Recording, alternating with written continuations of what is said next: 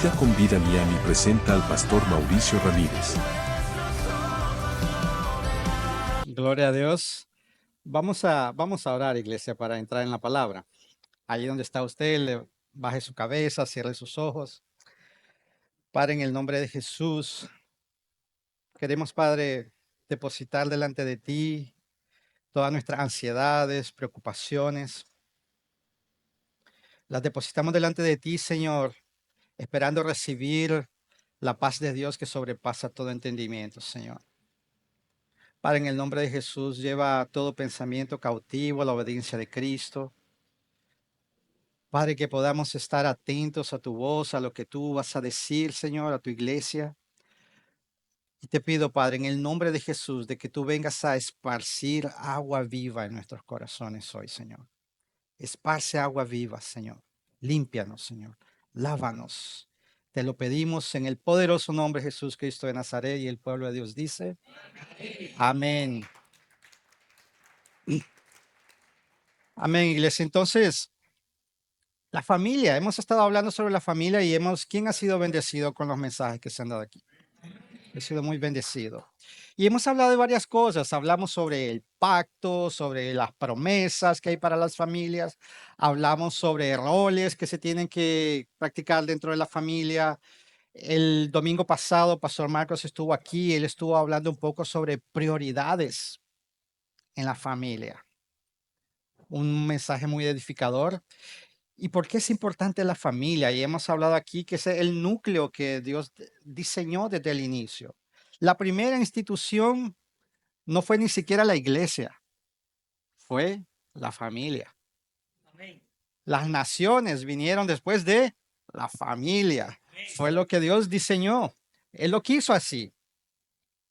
Y son tan importantes las familias porque en las familias es el primer lugar, iglesia, es el primer lugar donde uno crece y aprendemos a amar.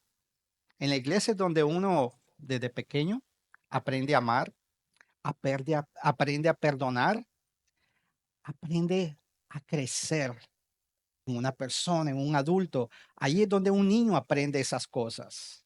Sin embargo, también ahí en la familia, lamentablemente, es el lugar donde más heridas se ocasionan. Se guardan heridas en los corazones. Con el paso del tiempo, por el pecado, adicciones, palabras dichas o palabras no dichas, se van creando muchas cosas ahí dentro de nuestros corazones. Los errores del pasado, la falta de perdón, las raíces de amargura pueden construir muros entre nosotros, entre los cónyuges y entre nuestros hijos también. Muros se levantan, fortalezas se levantan, separación se levanta, división se levanta. Entonces vemos que es crítico que dentro de la familia, como Dios la diseñó, es el lugar donde nosotros deberíamos aprender a amar, a perdonar, a ser misericordiosos y a crecer de una manera saludable según la voluntad de Dios. Pero muchas otras cosas pasan en ese ambiente familiar, porque vivimos en un mundo caído. Pero yo vine aquí no para dejarlos tristes, iglesia. Esas son tristes noticias, ¿verdad? Yo vine a dejarles un mensaje que nos va a dejar con esperanza, porque Dios es un Dios restaurador. Él restaura las cosas, Él hace nuevas todas las cosas. Y una cosa que Él tiene es el empeño de restaurar la familia. Dios quiere restaurar la familia. Dios quiere restaurar tu familia. ¿Alguien cree en eso aquí? Amén. Yo creo. Dios restaura. El enemigo de nuestras almas, él se las ingenia para manipular nuestras emociones, para engañarnos, para manipularnos, para que todas estas cosas acontezcan y separen la familia. Y muchas veces la familia termina separada literalmente al punto extremo de divorcio. Hay muchos divorcios y no, aquí no hace falta repetir de que los índices de divorcio están aumentando mucho. Eso lo sabemos. Pero muchas veces también la familia está separada, pero están viviendo juntos, bajo el mismo techo, bajo el mismo lugar, pero separados, cada quien con su agenda propia. No hay unión, no hay comunión. Y estamos ahí viviendo bajo el mismo techo. El Señor quiere restaurar eso también. Él quiere traer unidad en las familias. Esta es una guerra contra el diseño original de Dios. Y nosotros estamos en medio de esa guerra. Estamos en fuego cruzado nosotros. Una vez más les digo, Dios restaura. Él es todopoderoso y Él restaura. Amén. Y nosotros vamos a ver en la palabra unos versículos donde el Señor nos recuerda que Él tiene intención de restaurar la familia. Vamos a leer un poco de unos versículos que están en el libro del profeta Malaquías, el último profeta del Antiguo Testamento. El último profeta, el último hombre que Dios levantó en el tiempo del Antiguo Testamento para exhortar al pueblo, para animar al pueblo, para llevarle una palabra de exhortación al pueblo. Fue el último. Antes de la venida de Jesús, fue el último. ¿Y en qué se enfocó el Señor? Se enfocó en varias cosas. Él les habló sobre matrimonio, Él les habló sobre finanzas y les habló sobre estas cosas que yo les voy a leer aquí hoy. Malaquías 4 del 4 al 6 dice así: acuérdense de la ley de mi siervo Moisés, a quien en Horeb le dio ordenanzas y leyes para todo Israel. Tomen en cuenta que antes de que llegue el día grande y terrible del Señor, yo les enviaré al profeta Elías. Y él hará que el corazón de los padres se vuelva hacia los hijos y que el corazón de los hijos se vuelva hacia los padres, para que yo no venga a destruir la tierra por completo. Entonces imagínense aquí qué es lo que estaba en el corazón de Dios. Volver el corazón de los padres a los hijos y de los hijos a los padres.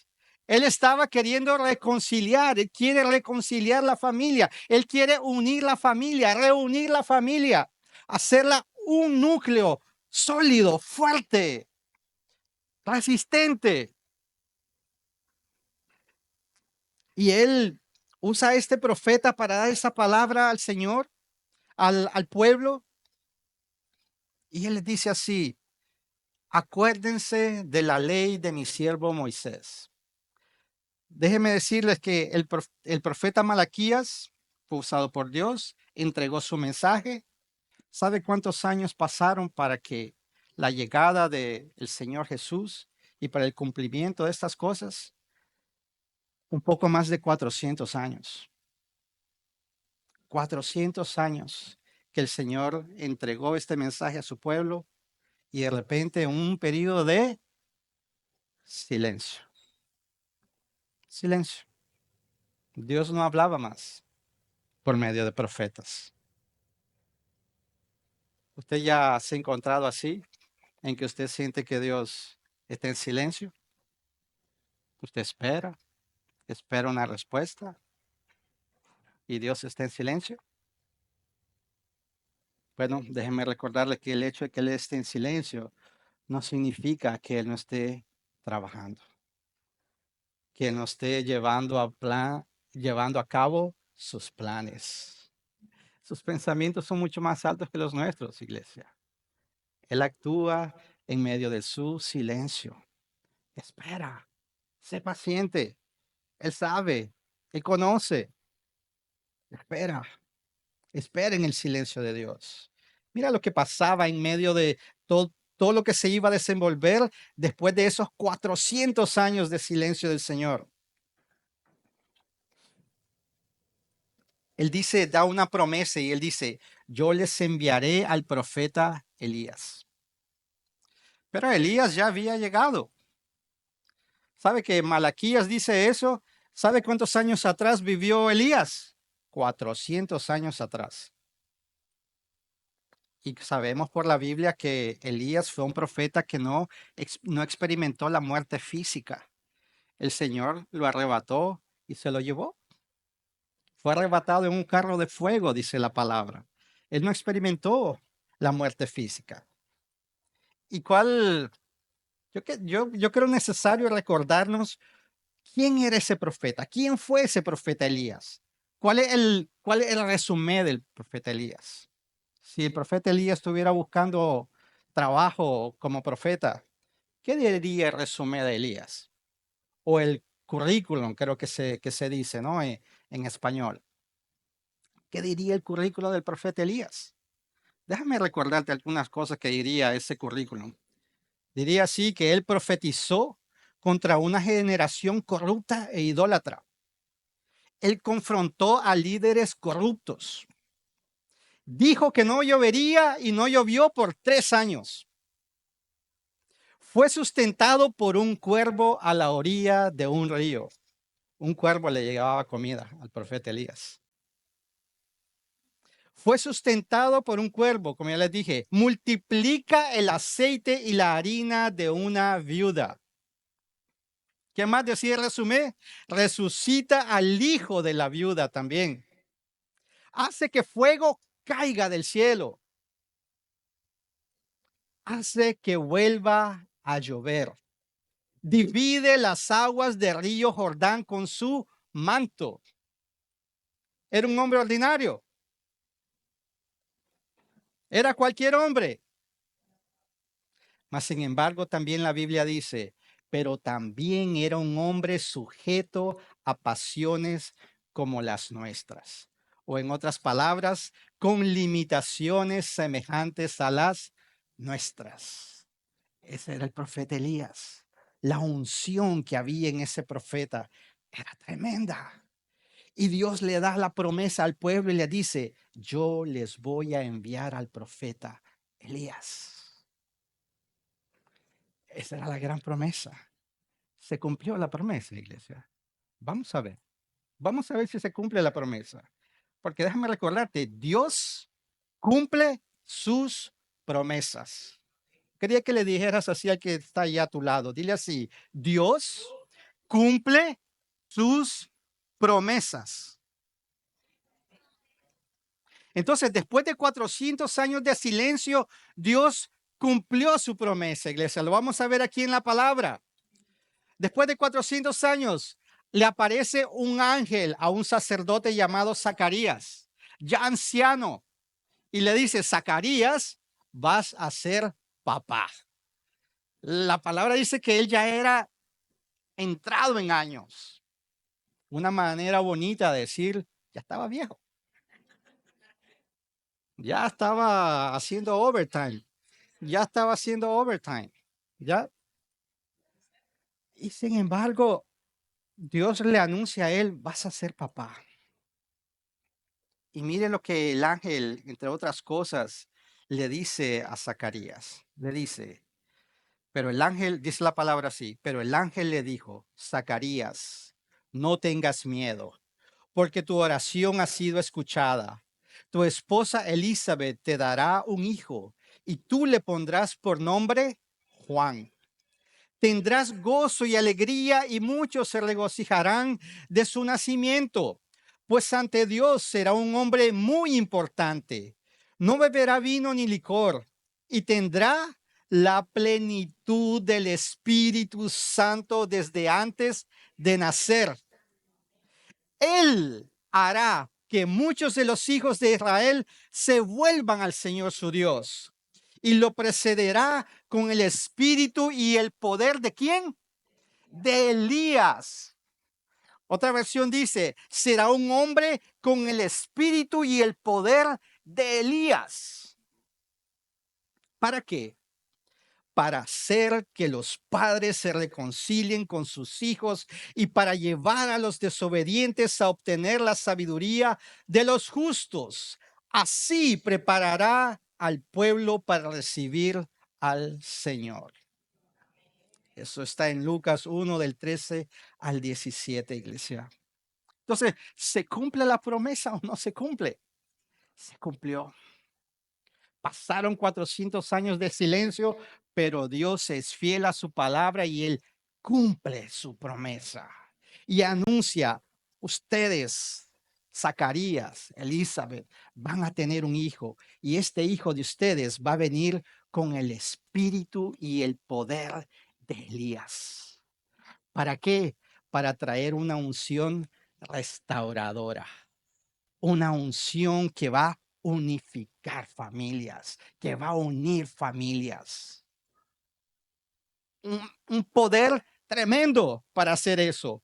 No cualquier unción iba a llevar a cabo esa misión. Entonces vemos aquí, iglesia, que el enfoque de Dios para una restauración dentro de las familias, ¿cuál es? Yo veo aquí que es el corazón. Él dice, yo voy a hacer volver el corazón de los padres a los hijos y el corazón de los hijos a los padres. Él se enfoca en el corazón. ¿Por qué, iglesia? Porque es de aquí donde salen todas nuestras decisiones.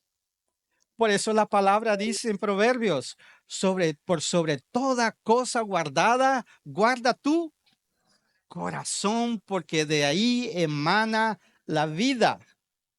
Es el corazón del hombre. Es el corazón del hombre el problema. Es mi corazón el problema. Yo estaba conversando antes del servicio, estaba conversando con un hermano aquí y estamos hablando del desorden que hay en algunas ciudades y el por qué conversábamos y yo me acordé de eso. Yo le dije, la verdad que es cierto de que en las ciudades, en los países, ahí están las personas en lideranza, los políticos, todo eso, y esas personas también tienen su responsabilidad. Pero el ciudadano, ¿qué pasa con el corazón del ciudadano? ¿Qué pasa con nuestro corazón, que somos parte de esta nación y de muchas otras de las que nosotros venimos aquí? Es el corazón nuestro. Si nosotros vemos una sociedad en caos, es porque nuestros corazones están en caos. No es para que empecemos a apuntar, es por ese presidente, o es por aquel otro, o es por aquel otro político. El corazón del pueblo necesita ser restaurado. El corazón de las familias necesita ser restaurado. Y Dios sabe de eso. Y Dios está trabajando en eso. Y Dios quiere trabajar en eso. Quiere trabajar en nosotros. Quiere trabajar el corazón nuestro. El corazón de nuestras familias. Ese hecho de que el profeta Elías iba a venir en la persona de Juan el Bautista es ratificado por Jesús mismo. Jesús dice así en Mateo 11 del 9 al 15. Pero, ¿qué es lo que ustedes fueron a ver? ¿A un profeta? Yo les digo que sí, y a alguien mayor que un profeta, porque este es de quien está escrito. Yo envío un mensajero delante de ti, el cual preparará tu camino. Aquí se está refiriendo a Juan el Bautista. Versículo 11. De cierto les digo que entre los que nacen de mujer, no ha surgido nadie mayor que Juan el Bautista. Aún así, el más pequeño en el reino de los cielos es mayor que él. Desde los días de Juan el Bautista hasta ahora, el reino de los cielos sufre violencia y los violentos lo arrebatan. Y todos los profetas y la ley profetizaron hasta Juan. Si quieren recibirlo, él es Elías. Estas son palabras de Jesús. El que había de venir. El que tenga oídos para oír, que oiga. Entonces el mismo Jesús revela aquel que 400 años atrás fue anunciado que iba a venir con la unción del profeta Elías. Está aquí. Juan el Bautista está aquí. Juan el Bautista está preparando el camino del Mesías. ¿Quién es el Mesías? Jesús Cristo. Y Juan el Bautista estaba preparando el camino para aquel que realmente tiene toda la unción de restaurar, de hacer todas las cosas nuevas, de restituir, de reconciliar. Era él, el Mesías. Y Juan Bautista estaba ahí para preparar el camino de él. ¿Y cómo fue que Juan el Bautista comenzó realmente a predicar? ¿Cuál era en esencia el mensaje de Juan el Bautista? En pocas palabras, era así: arrepiéntanse de sus pecados y prepárense para la llegada del reino de los cielos. Su mensaje se centraba en la necesidad de un cambio de corazón y cambio de estilo de vida manifestado en frutos de justicia. Él decía así: arrepiéntanse y no solo digan con su boca que están arrepentidos, muestren mediante sus frutos que están arrepentidos. Porque es muy fácil decir, me arrepiento de lo que hice, porque ahora me siento con la soga al cuello y no me resta más que decir, me arrepiento. Pero aquí dice, muestren que están arrepentidos mediante sus actitudes, sus acciones. Muestren frutos de arrepentimiento. Ese era el mensaje de Juan en el Bautista, que era el que estaba preparando camino para Jesús. Y cómo Jesús inicia su ministerio, que él comienza diciendo, arrepiéntanse porque el reino de los cielos se ha acercado. Arrepiéntanse porque el reino de los cielos ha llegado. Fue así como Jesús comenzó a predicar. El corazón, iglesia. El corazón. Porque el problema muchas veces no está en las circunstancias. Nosotros nos equivocamos muchas veces pensando que son las circunstancias el problema. El problema realmente es un corazón endurecido.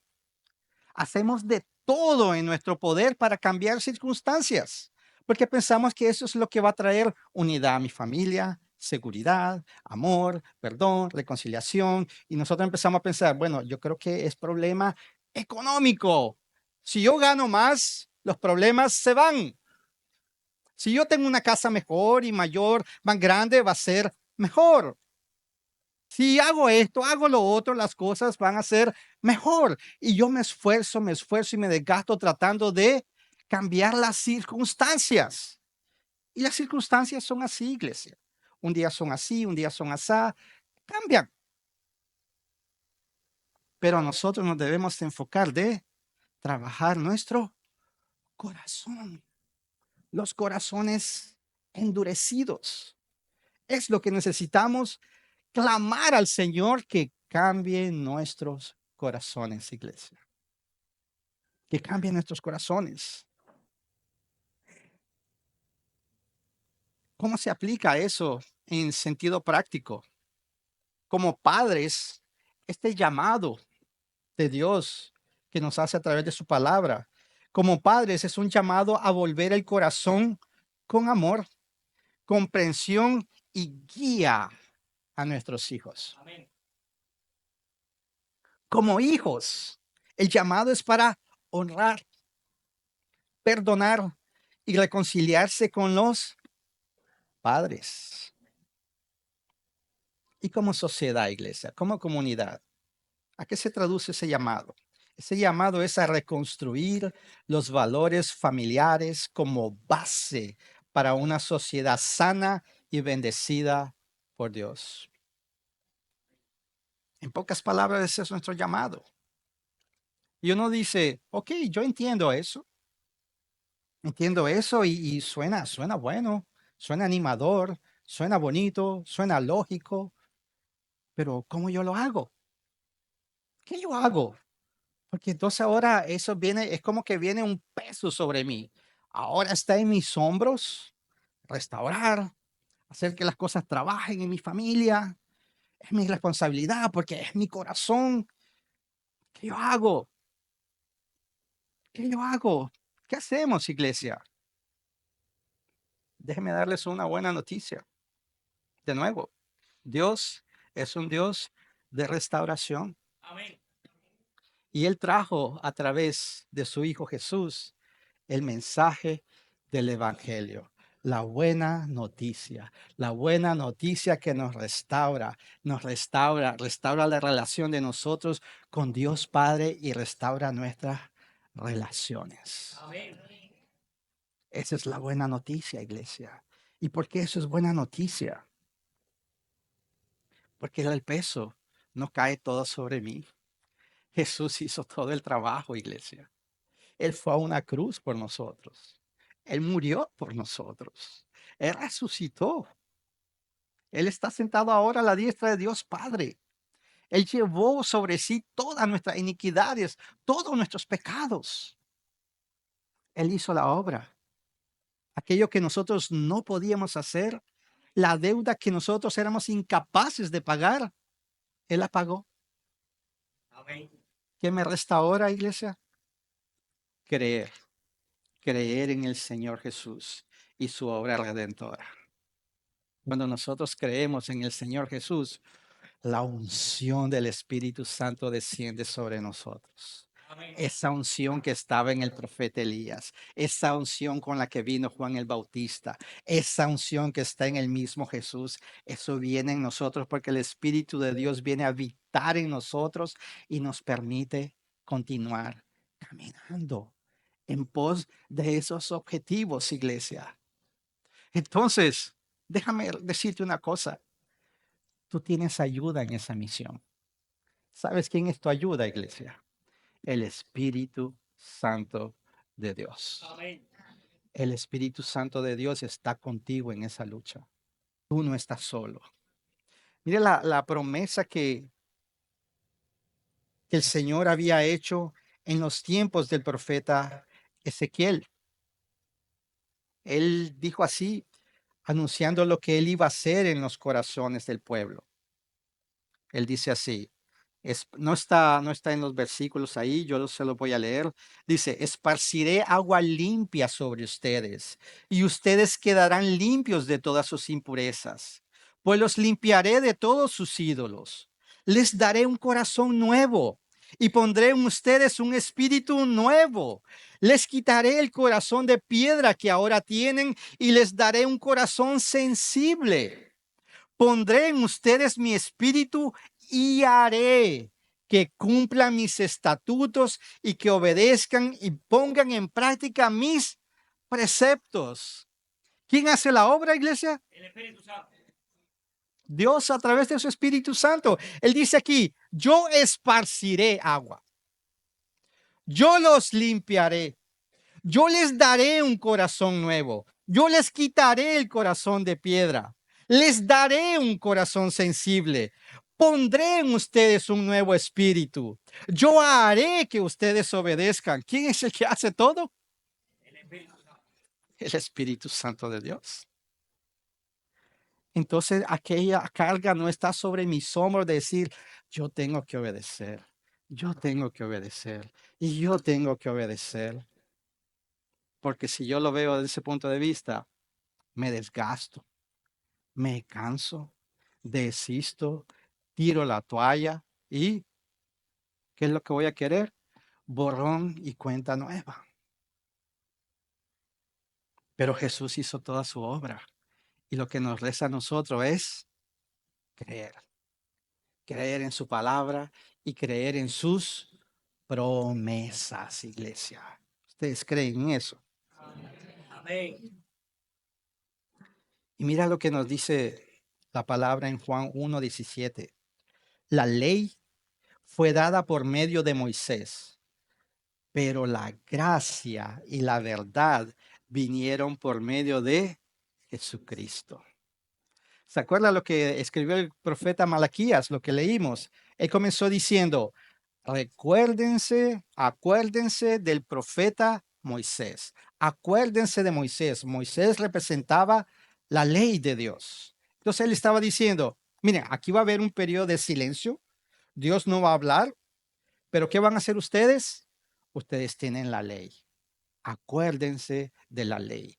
Acuérdense de Moisés. La ley, la palabra es lo que lo va a guiar durante ese camino hasta que el Mesías venga. El Mesías vino y él no vino a abolir la ley, sino a cumplirla, dice la palabra. Pero entonces aquí dice, ok, la ley fue dada por medio de Moisés, pero la gracia y la verdad vinieron por medio de Jesucristo. Gracia, iglesia. Gracia. ¿Qué es gracia? Favor no merecido. Qué lindo es recibir un favor inmerecido, ¿no? Solo Dios para hacer eso. Porque nosotros seres humanos damos cuando vemos que hay un retorno del otro lado. Esperamos que la cosa sea recíproca. Yo recibo, yo doy. Yo recibo buenas cosas, yo doy buenas cosas. Yo recibo malas cosas, yo no doy nada o devuelvo malas cosas también. Somos así. Pero el Señor derrama gracia sobre gracia, sobre gracia, sobre gracia, sobre Amén. nuestras vidas. Gloria a Jesucristo. Porque nosotros, con ese corazón rebelde y corrupto, muy fácil lo entristecemos. Somos pecadores y lo entristecemos, pecamos. Pero Él tiene su gracia y misericordia. Su misericordia que se renueva a cada mañana para nosotros.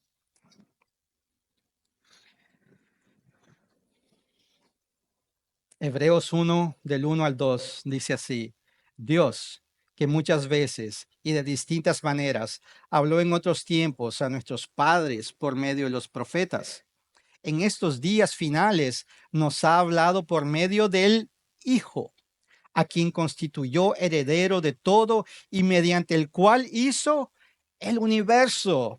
Entonces, en los tiempos del Antiguo Testamento, Dios usaba profetas, hombres de Dios, para hablar con el pueblo.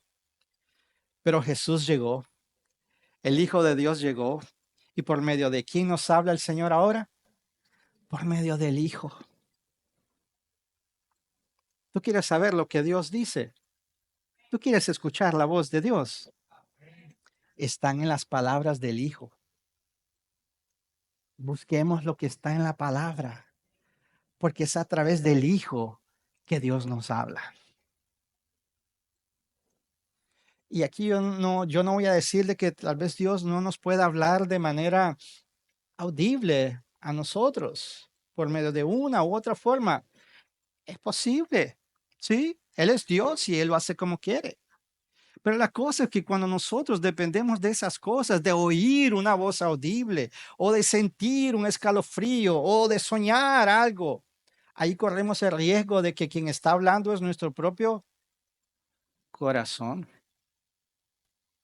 Muy fácil, yo voy a escuchar lo que yo quiero escuchar. Es una línea muy fina. ¿Cómo yo puedo estar seguro que yo estoy escuchando la voz de Dios? Yo voy a la palabra del Hijo. Ahí no hay manera de perderse. Está claro lo que el Hijo dijo. Y dice, porque su palabra es eterna, su palabra no pasa. Entonces, acudamos a la palabra, acudamos a la Biblia. El Hijo habla a través de su palabra. Entonces, iglesia, ¿por qué nosotros decimos que recibimos gracia? ¿Por qué gracia? Porque el Señor nos perdonó, aun cuando nosotros no queríamos saber de Él, iglesia. No fue porque yo hice méritos suficientes que el Señor me alcanzó. No fue porque yo hice suficientes obras que me hicieran digno del perdón y el amor de Dios. No, fue por su gracia. Dice la palabra en Romanos 5 del 10 al 11.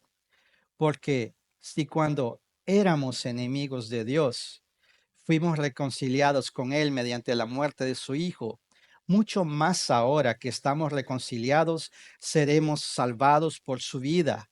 Y no solo esto, sino que también nos regocijamos en Dios por medio de nuestro Señor Jesucristo, por quien ahora hemos recibido la reconciliación.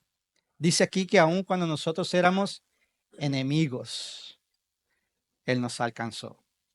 Cuando yo era enemigo de Dios, cuando yo no quería saber nada de Dios, cuando yo le daba la espalda a Dios y yo quería hacer lo que mi corazón me decía, allí en ese estado Él me alcanzó.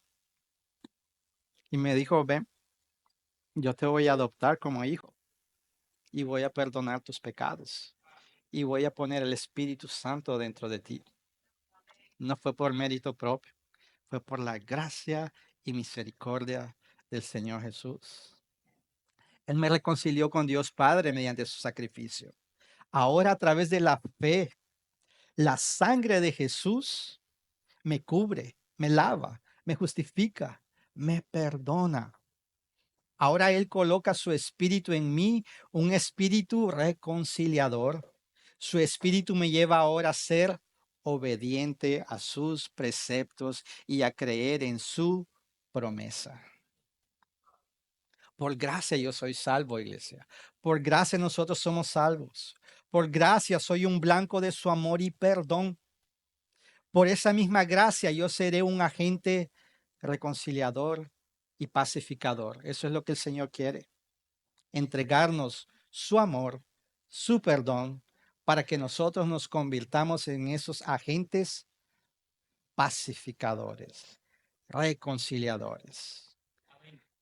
Tú has sido un pacificador en tu casa. El Señor te ha usado como pacificador en tu casa, porque en casa, en los hogares, es común, iglesia, que hayan conflictos. Aquí nadie me va a decir de que en ninguna casa hay conflictos. En todos hay conflictos. Pero el Señor aquí nos está llamando a que meditemos.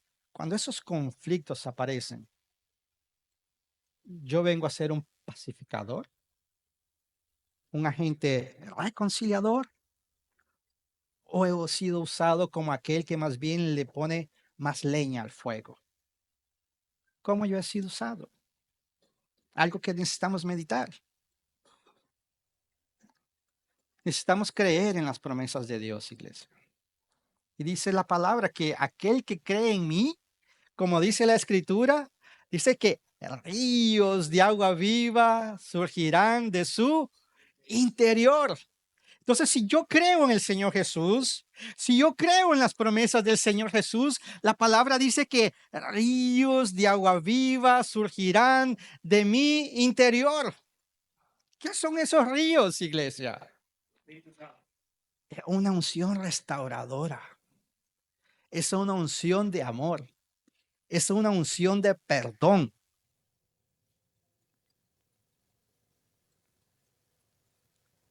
¿Cómo yo respondo a esa buena noticia, iglesia?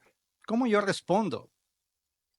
Porque, como yo les decía, la unción del Espíritu Santo es la que me lleva a andar en los caminos del Señor. La unción del Espíritu Santo es la que se manifiesta para reconciliar, para unir, para perdonar, para restaurar. Pero ¿cómo eso se traduce de forma práctica en nuestras vidas? ¿Cómo es esa unción del Espíritu Santo? ¿Cómo es? ¿Será que un escalofrío? ¿Será que es cuando yo me quedo ahí temblando, hablando en diferentes lenguas, haciendo de esto, me pongo eufórico, grito, hago esto? ¿Será esa la unción? Vamos a ver cuál es la unción. Colosenses 3, del 13 al 14. ¿Qué dice ahí? Sean mutuamente tolerantes. Ríos de agua viva surgirán de su interior. Cuando esos ríos de agua viva están surgiendo de mi interior, cuando yo soy tolerante. Si alguno tiene una queja contra otro, perdónense de la misma manera que Cristo los perdonó.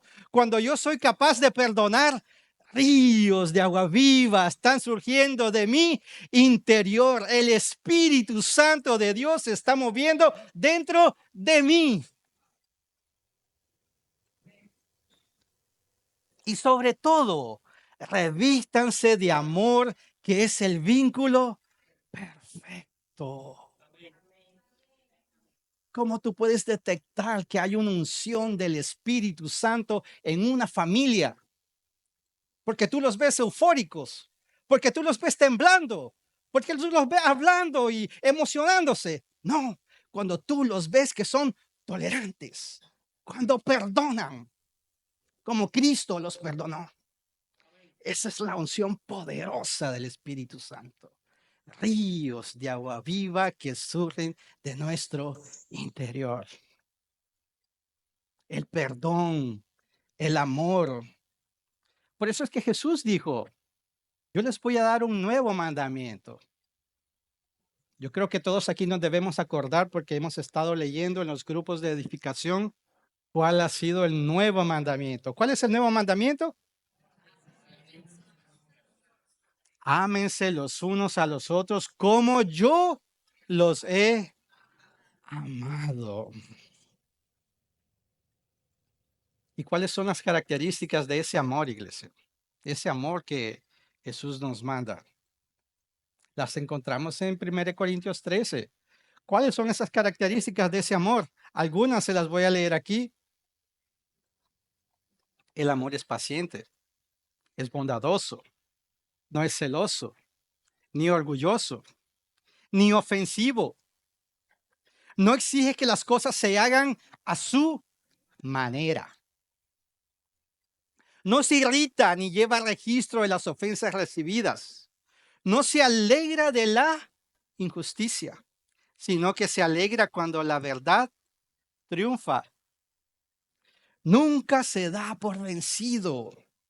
Jamás pierde la fe. Siempre tiene esperanzas y se mantiene firme en toda circunstancia.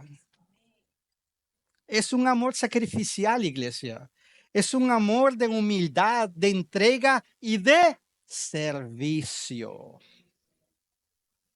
Ese es el amor a que nosotros estamos llamados. Ese es el amor de Dios. Ese es un río poderoso, iglesia. Cuando nosotros estamos ahí en ese ambiente, es un río poderoso y caudaloso. Donde pasa ese río, hay sanidad, hay restauración, hay unidad, hay reconciliación. Por donde pasa ese río, en las riberas, en los bordes del río, en las orillas, crecen árboles frondosos que dan su fruto en su tiempo y su hoja no cae. A la orilla de ese río crecen hijos e hijas llenas del Espíritu Santo, llenas del amor de Dios, llenos de misericordia, dispuestos a perdonar, dispuestos a pedir perdón cuando se equivocan. Es un río poderoso, iglesia. No hay nada que se interponga ante el río del Señor. Nada, nada. Ese es el verdadero mover del Espíritu Santo. No importa cuánto yo me emocione, cuánto yo grite, cuánto yo hable en otras lenguas, cuánto yo profetice. Porque la palabra dice que si yo no tengo amor, nada soy. El amor es lo que necesitamos. Y derramar ese amor en nuestras familias. ¿Cómo yo derramo ese amor dentro de mi familia? Siendo tolerante, perdonando, pidiendo perdón, siendo misericordioso, caminando la mía extra, sacrificándome por los demás, poniendo los intereses de los otros antes de los míos. Porque eso fue lo que nos modeló el Señor Jesús. Eso fue lo que nos modeló Él. Pero ¿qué pasa a veces, iglesia? que lo encontramos muy difícil. Y miren lo que dice también Efesios 4, 31, 32. También hablando, ¿cómo se traduce ese mover del Espíritu Santo? Ese mover del Espíritu Santo en Efesios 4, 31, 32 dice así: desechen todo lo que sea amargura. ¿Tú quieres ver una persona llena del Espíritu Santo? Es una persona libre de amarguras.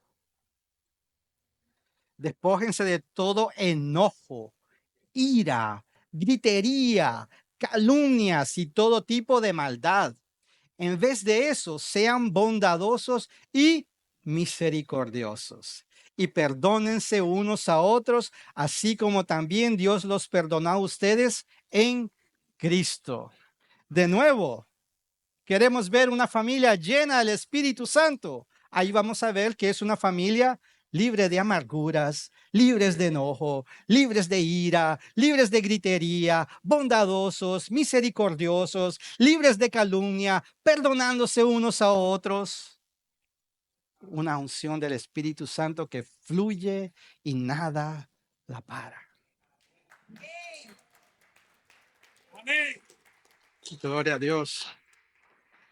Pero ¿qué pasa muchas veces? Hay quienes prefieren aferrarse y ser fieles a sus heridas y a su dolor.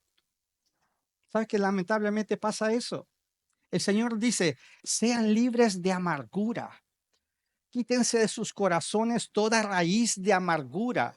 Pero muchas veces nosotros preferimos estar aferrados a ese dolor, a esa amargura, a esa herida que me hicieron. Que sí, son legítimas, pasaron, pero no la suelto. Me rehúso a soltarla. ¿Por qué? Porque llega al punto que esas heridas, ese dolor, ese rencor, llega a ser lo que me define. Y si yo me libro de eso, ¿ahora quién yo soy? ¿Ahora quién yo soy? Porque yo quiero presentarme ante los demás como aquel pobrecito que ultrajaron, que engañaron. Y me siento seguro ahí. Me siento seguro allí porque esa llega a ser mi identidad que no puedo soltar. Soy más fiel a ese dolor que a lo que la palabra de Dios me dice. Pero déjame decirte que ahora, si tú estás en Cristo, tú tienes una nueva identidad en Él. Tú eres hijo, tú eres hija, tú eres una nueva criatura. Las cosas viejas pasan y ellas son hechas nuevas. Lo que te identifica entre otros es que tú ahora amas como Él nos amó. Ahora eres sacerdocio real, nación santa, pueblo escogido por Dios. ¿Para qué? Para anunciar las virtudes de aquel que nos sacó de las tinieblas y nos trajo a su luz admirable, maravillosa. Esa es nuestra nueva identidad, iglesia. Soltemos los rencores. Perdonemos, liberemos perdón. No sigamos tomándonos ese veneno. Como se dice, como dicen, ¿no? Tomándonos el veneno esperando que el otro muera. Soy yo que me estoy acabando por dentro.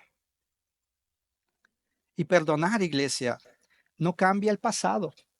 ¿Es verdad? No cambia el pasado, pero sí cambia tu presente. Y da la oportunidad, abre puertas para que en el futuro la gracia y la misericordia y el poder de Dios se manifiesten en tu vida. Perdonemos, iglesia, perdonemos. En ese ambiente de amor, perdón y reconciliación, la familia florece, iglesia. En ese ambiente las familias florecen. Allí los hijos crecen viendo y aprendiendo a amar, aprenden a enfrentar conflictos. Ellos aprenden a perdonar y esos conflictos que ellos enfrentan, ellos aprenden a resolverlos. Porque muchas veces lo que ellos aprenden es a esconder las cosas, aparentar de que todo está bien, que no pasó nada. ¿Por qué los hijos aprenden a hacer eso? Porque lo están viendo delante de sus ojos una y otra vez. Aquí no pasó nada, todo tranquilo, no hay nada, seguimos adelante. Pero cuando aquellos hijos crecen viendo que sí hay conflictos que se levantan en la familia, pero esos conflictos son trabajados, son enfrentados, ahí hay perdón, hay reconciliación y todo eso, y a veces hay llanto, hay lloro, hay dolor, pero las cosas se trabajan, ahí los hijos aprenden a resolver los problemas, los conflictos, y esos hijos, iglesia, comienzan a soñar en tener su propia familia. Amén. Usted sabe que hoy en día eso no es tan común, tristemente.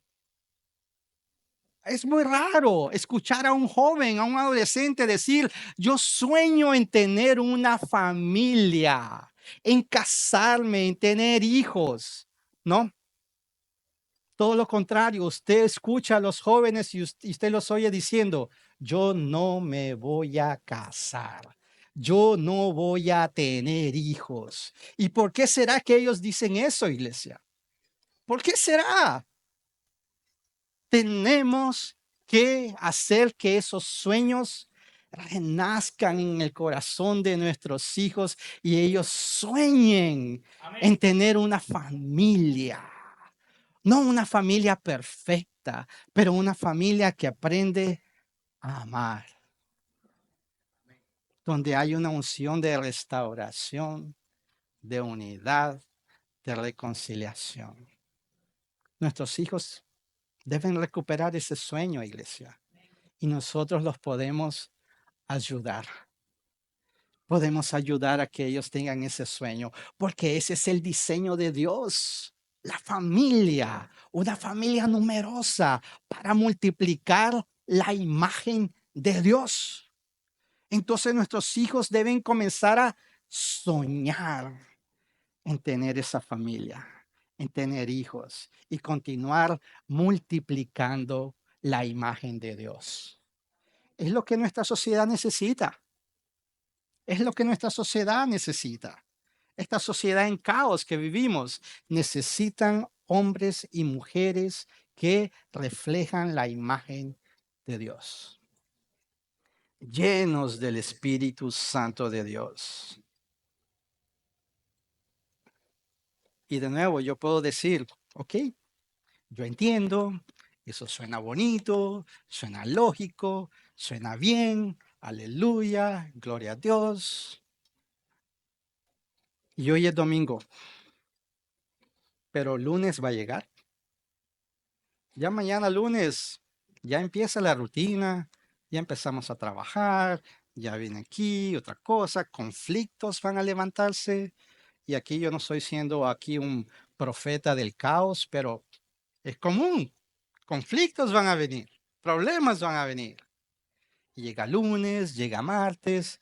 ¿Será que el día miércoles yo me voy a acordar lo que Dios habló hoy domingo? Yo puedo salir de aquí diciendo, es verdad, voy a hacer, pero llegó lunes y yo ya ni me acuerdo.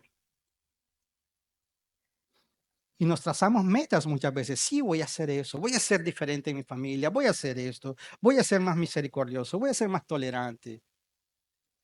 Y a veces no pasa de ahí. Hacemos muchos planes.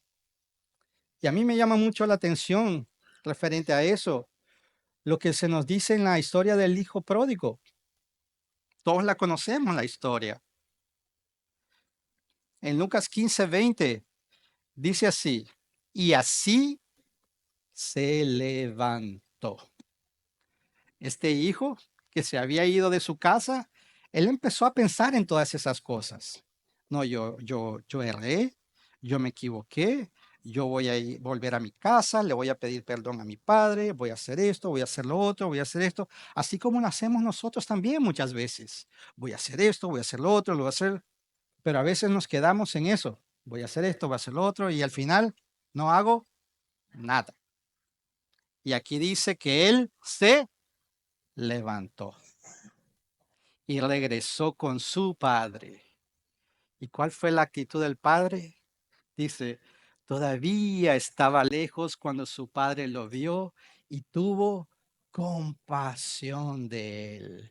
Corrió entonces, se echó sobre su cuello y lo besó. ¿Pero qué hizo ese hijo pródigo? Él se levantó. ¿Cuándo nos vamos a levantar nosotros, iglesia?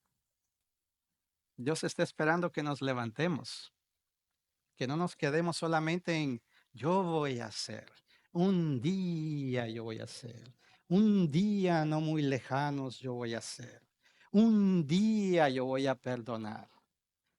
Él está esperando que nosotros nos levantemos hoy, hoy, con humildad. Quería invitar a los hermanos de la alabanza acá. Iglesia, todas estas cosas nosotros las logramos cuando tenemos una visión de reino. Y yo dejo mi ego, mis razones, mi propio beneficio, todo eso pasa a un segundo plano. Pero si yo continúo siendo egoísta, estas cosas no caminan. Estas cosas se quedan en promesas, en intentos, en planes. Se quedan ahí.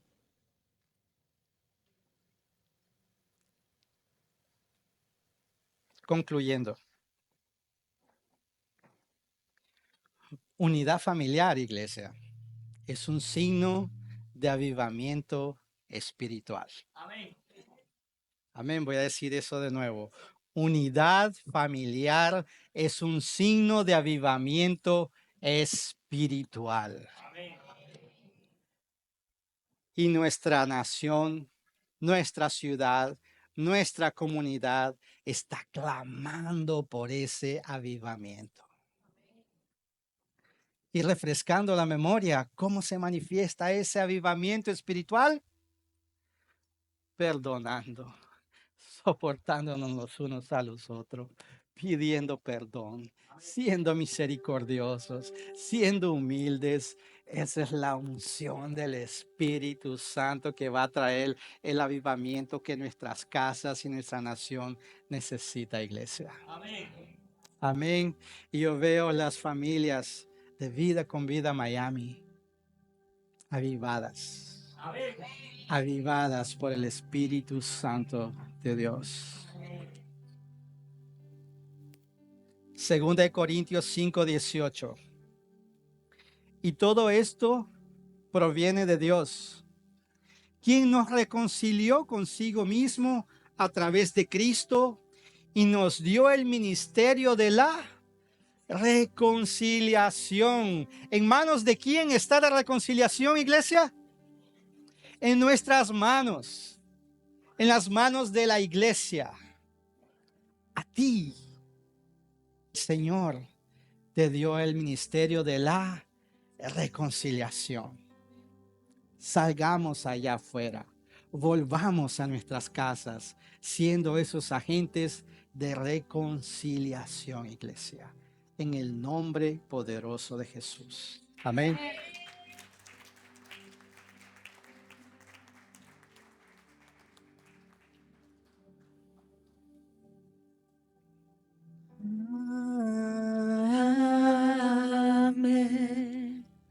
Amén.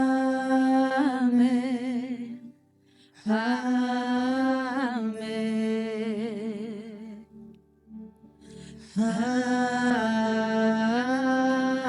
Amén. Amén. Amén. Que te cura con gracia hasta mil generaciones, tu familia y tus hijos y los hijos de tus hijos, que tu influencia te acompaña donde quiera que tú vayas, que te llene, te rodee va contigo, de mañana y de noche, en tu entrada y salida, en tu llanto y alegría. Él te ama, Él te ama, Él te ama, Él te ama, Él te ama, Él te ama. Padre, en el nombre de Jesús, Señor, aquí está tu pueblo, Señor. Y tu palabra nos dice, Señor, que aquel que cree en ti, ríos de agua viva surgirán, fluirán de su interior. Padre, aquí está un pueblo que cree en ti, que cree en tus promesas, que cree en tu palabra, Señor. En el nombre poderoso de Jesús, Señor, haz que ese río fluya de nuestro interior, Señor.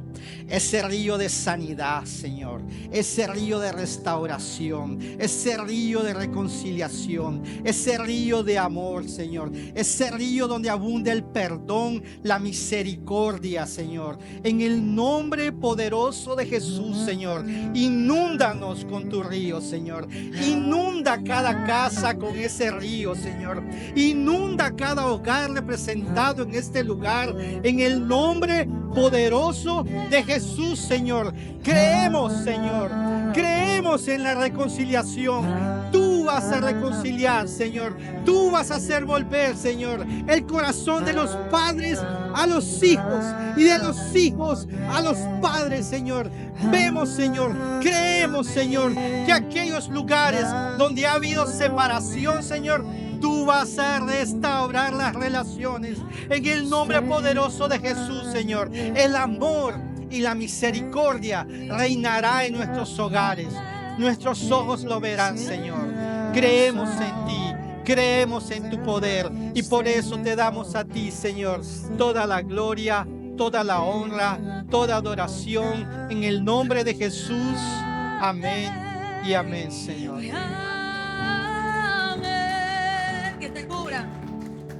Que te cubra con su gracia hasta 1000 generaciones, tu familia y tus hijos y los hijos de tus hijos, tu presencia te acompañe donde quiera que yo vaya y te llene, te rodee, va contigo, va contigo. Apóyanos.